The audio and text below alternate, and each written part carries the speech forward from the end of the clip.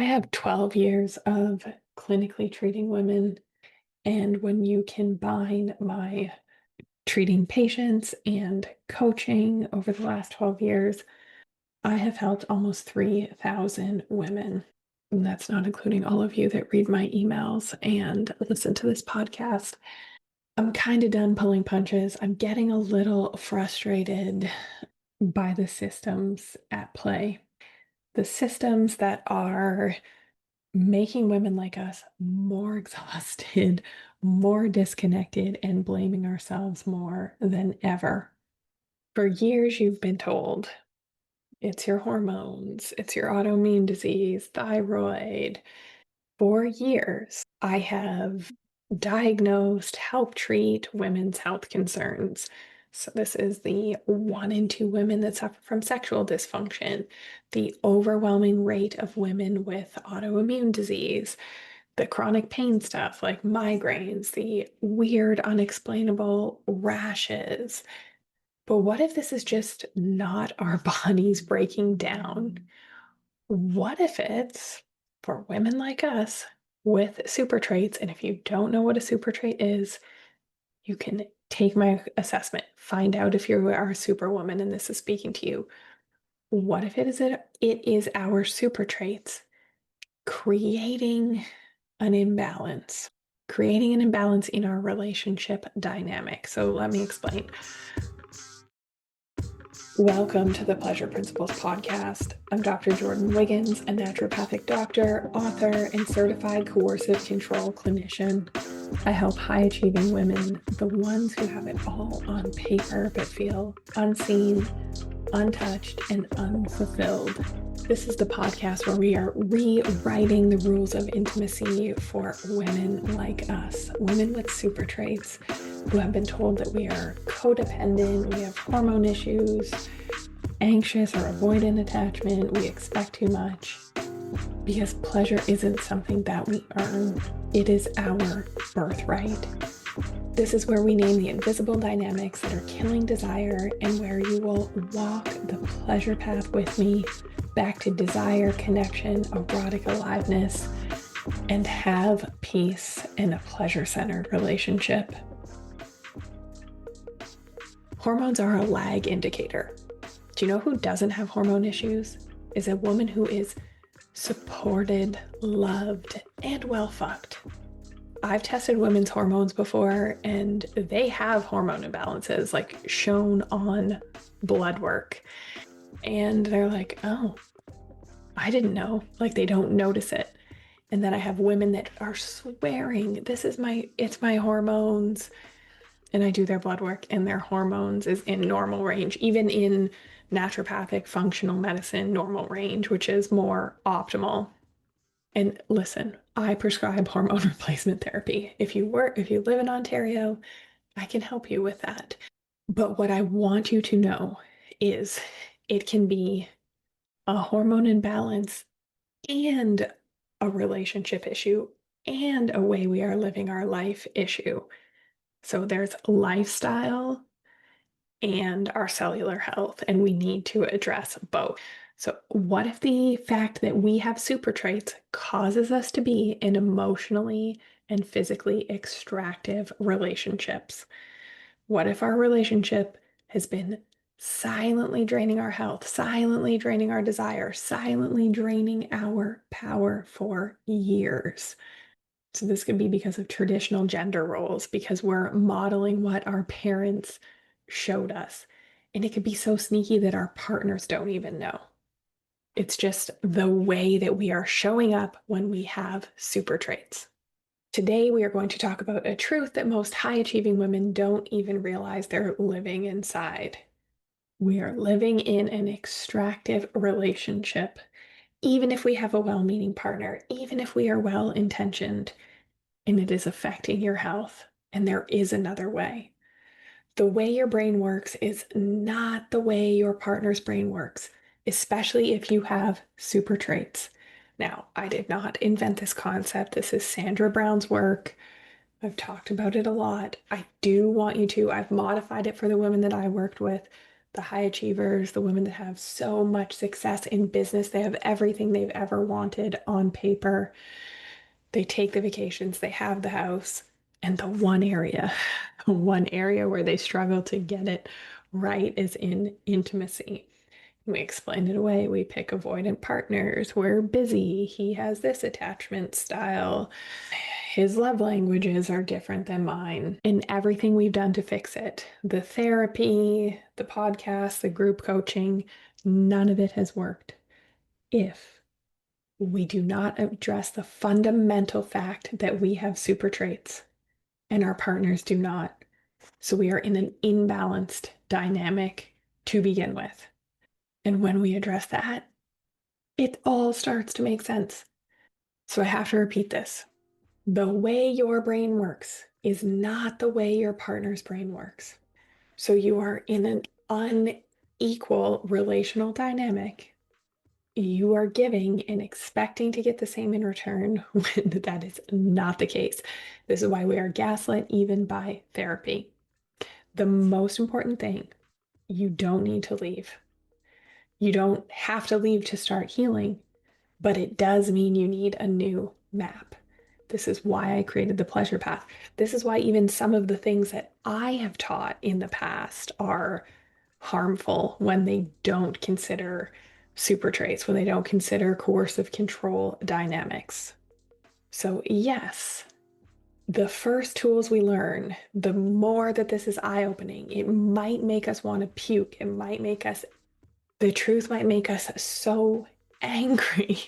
One of my clients messaged me the other day and she's like, I'm so angry right now. I don't know if I've ever felt this much rage because she's been trying so hard. She spent so much time, so much money trying to fix the wrong things. And when I framed it this way for her, there was this like moment of relief and then intense rage. But I promise you, the truth will set you free. Learning tools like healthy detachment, nervous system repair, unlearning our survival strategies, the things that we have learned to cope, to try to stay safe, are eroding intimacy, even though we think it makes us the best partners. We have empathy, we are hardworking, we are loyal, we forgive. But all of these traits, when unchecked, when they're coming from trauma, erode intimacy. A hard truth, but it will set you free. You are over functioning in a relationship that under functions for you if you have super traits. Okay, take this assessment. It is free for now, so do not wait. You've convinced yourself you're hard to love or you're asking for too much. You wake up at 2 a.m. thinking, like going over issues, repeat issues in your head, thinking maybe it wasn't that bad or am I just asking too much? You blame your hormones, you blame your libido, you blame his parents, your parents, attachment styles, love languages. But the truth is that you are being extracted from emotionally, energetically, erotically, if you have super traits and you have not learned how to use them in relationship. They work amazingly well in your career and they destroy intimacy. And we think like, I'm trying so hard, I'm doing so much, I'm pretzeling myself for this man. Like, why am I not getting the same in return? This is why even couples therapy, date nights, lingerie have not fixed the problem because the problem isn't communication. It is extraction. It is power dynamics. This is not about better communication tips. It's not about lingerie. It's not about vacations. It is about learning how to create a pleasure centered relationship that is mutually beneficial for both parties. We're creating an ecosystem that is self sustaining. Okay, it's about rebuilding trust in our bodies, our instincts, our right to be fully met. You can go back and listen to episode 198, where I give more details about what a pleasure centered relationship is. This is where betrayal blindness shows up. Okay, we've learned to survive love, not receive it. We've learned that our worth in partnership is based on what we do, what we provide, what we give, what our title is. We think that if we go through life, we do everything right, we get the degree, we buy the house, we have the children, that we give our heart and soul to our careers, to our relationships, that we will be rewarded with pleasure at the end of the day. And that is actually the opposite of how it works. So the cognitive dissonance of I'm giving everything and I feel alone, I don't feel met. Okay. And we're staying in relationships that don't serve us, where I have people reaching out to me all the time. It's like, I am stuck. I am done, but I don't know what to do next. I don't want to leave, but I don't see a way out. And you're terrified of repeating the same pattern in a new, with a new body or in a new bed. And I have more and more clients reaching out to me that they are doing trial separations or they have left because they are seeing these dynamics clearly and their partner wasn't willing. They just were not willing to meet them. I'm going to give you some examples in a second. So, at the end of the pleasure path, when we have first worked on pleasure basics, pleasure beliefs, pleasure mastery, we get a pleasure centered relationship. But where we're starting at the beginning of the pleasure path, is an extractive love relationship, one where intimacy feels more like a transaction than a mutual exchange. Instead of being nourished, you're drained. Your love, labor, sex, emotional energy are used to maintain the relationship. You are the glue without you being truly met in return. And you can have a truly well meaning partner, but you just don't have the tools. You just don't have the skills for superwomen like us. So over time, this leaves us depleted, questioning ourselves, wondering if we're the problem, trying everything. This starts to affect our health. So we don't even feel like ourselves. We don't laugh like we used to. We're not carefree like we used to. And we are disconnected from our own pleasure and power. Okay, so I'm going to give some examples that I see commonly. Sex is obligation or transaction. So you have sex, so your partner won't get distant, sulk, lash out, treat you poorly. It feels like connection, but it's really more like managing his moods. You, feel kind of empty afterwards. You're sort of on eggshells around like the timing of your sex because you know things are going to go sideways if you don't have it enough. So, like, that's just an example. Sex as transaction. And there is nothing wrong with transactional sex. Sometimes you want to have sex to relax. Sometimes you want to have sex to feel close, etc. It's the period over time where you are giving more than you are getting. So, another example is carrying all the emotional labor. You're the one initiating the hard conversations, booking the therapy, sending the Instagram posts, planning the date nights, holding the emotional temperature of the relationship, of your children's moods, because you don't want to set your partner off. So instead of being a partner, having a partner, you are the manager, the mother figure, the CEO of your relationship, and this kills intimacy. A third example is when you're shamed for having needs or dismissed for having needs. Most of us superwomen, we are praised, right, for being the strong one, the one that like can get shit done under pressure, or when things are going down, people are calling us. We have this belief that if we are emotional or we come undone, if we ask for help, then we're weak and we are not lovable. This is a pleasure belief. This is something that I help women work through on step 2 of the pleasure path. So that in an extractive relationship, when you're asking for emotional attunement, affection, support, you're told you're too much, you're too sensitive, or you're blaming yourself for the problems because that's our conditioning. Like, I'm a superwoman. I don't need help. Like, we're in our little silo protecting our heart. And our partner benefits from this hard work, tolerance, flexibility. In fact, our whole family systems do, because we're these like insane little robots that get things done and make a lot of money. But our deeper needs remain unmet. And our bodies know. This is where I start to see the chronic health issues that appear to come out of nowhere.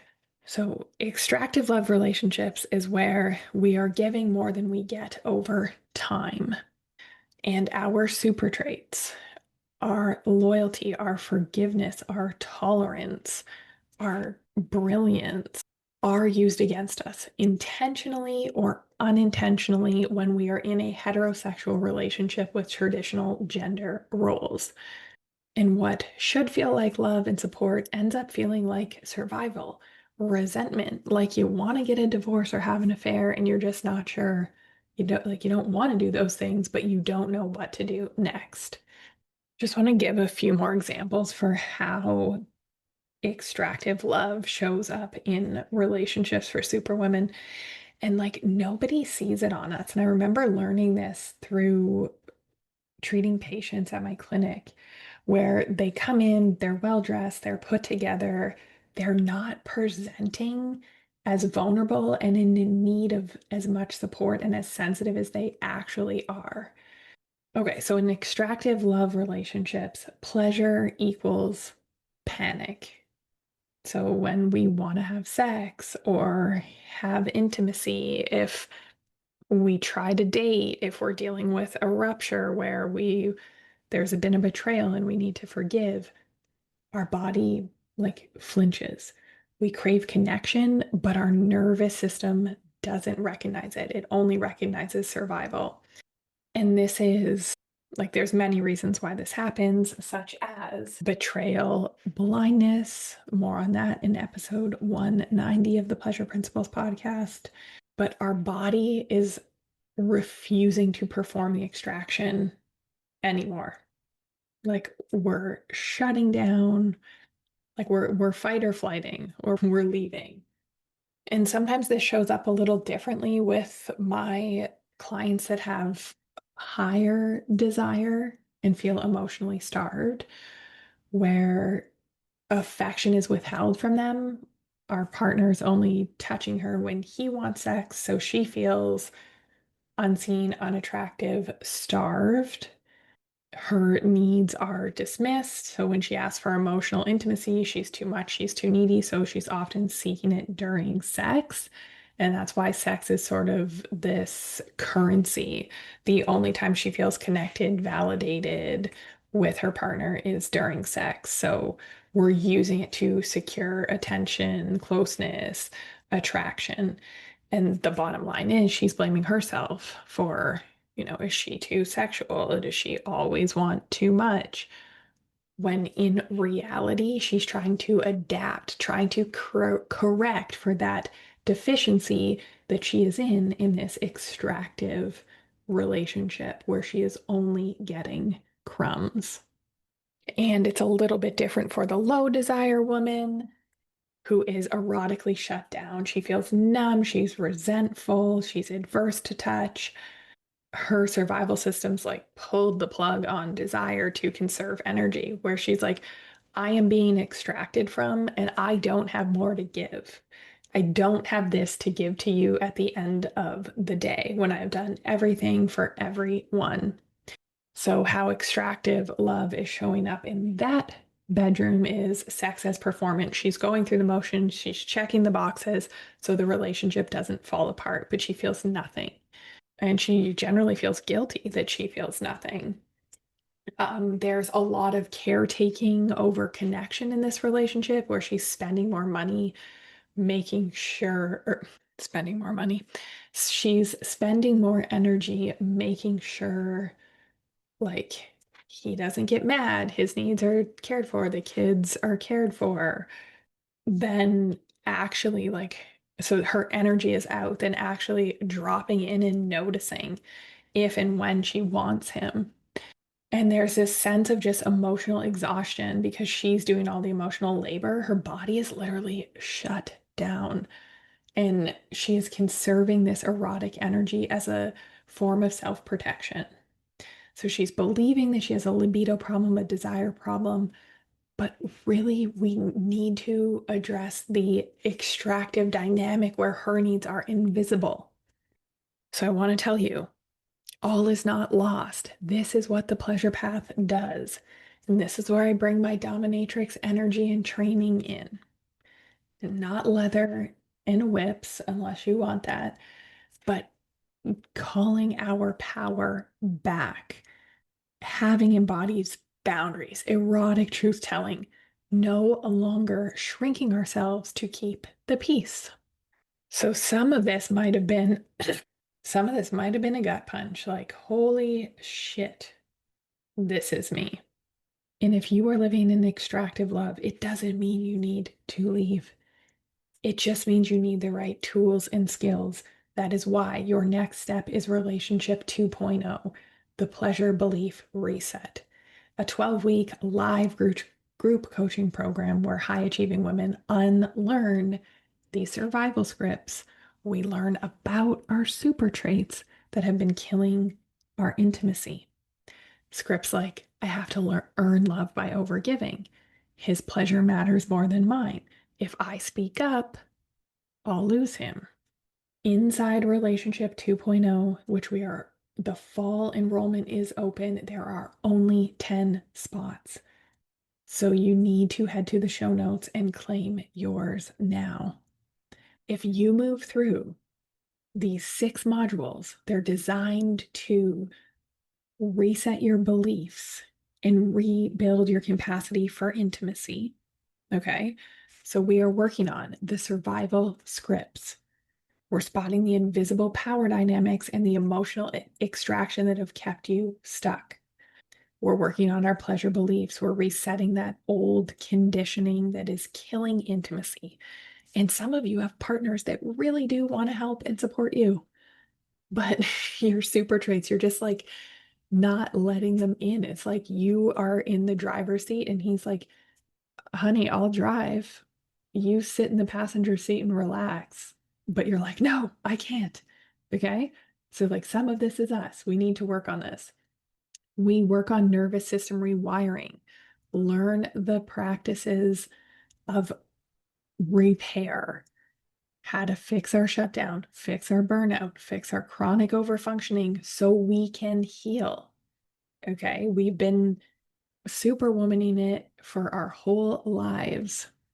We are going to work on our erotic beliefs and blueprint, rebuilding our arousal system so desire and orgasm feel natural again.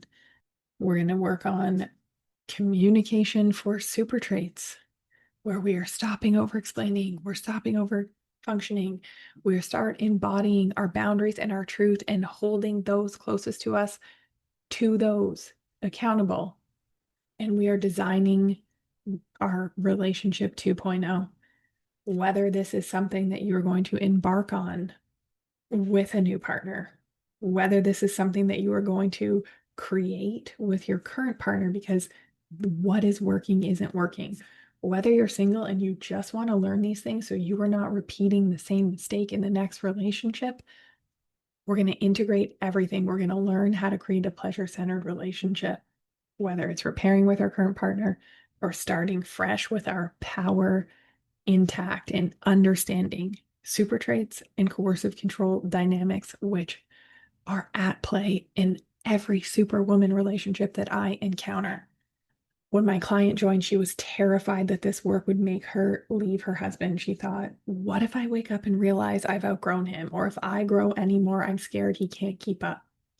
But what actually happened is when she stopped the overfunctioning and reset her pleasure beliefs, he rose to meet her. They didn't just repair, they created a relationship that was more erotic, more equitable, more alive than either of them ever thought possible. And this doesn't always happen. Creating a new relationship, a pleasure-centered relationship, doesn't always happen. Sometimes our partners do not want to come with us.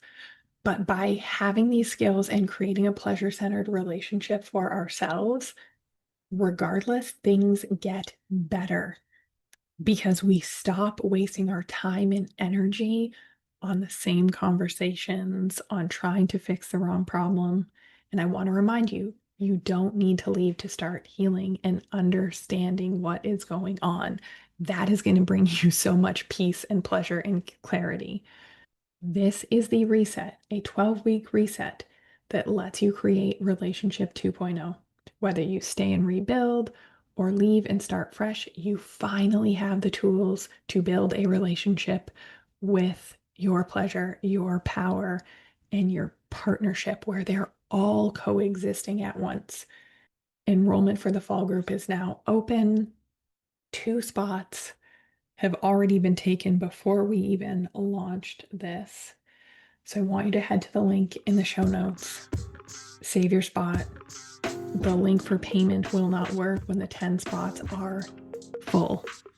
I cannot wait to build a pleasure-centered relationship with you.